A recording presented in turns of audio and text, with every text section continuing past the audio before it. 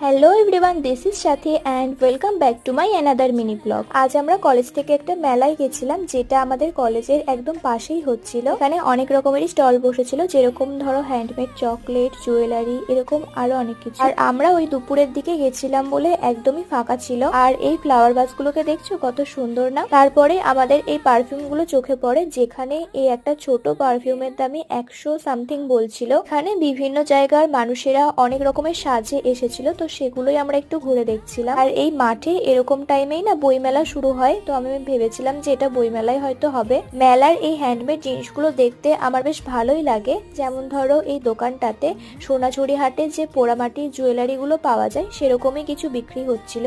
আর এই কৃষ্ণের মূর্তিটা তো আমার সব থেকে বেশি কিউট লাগলো।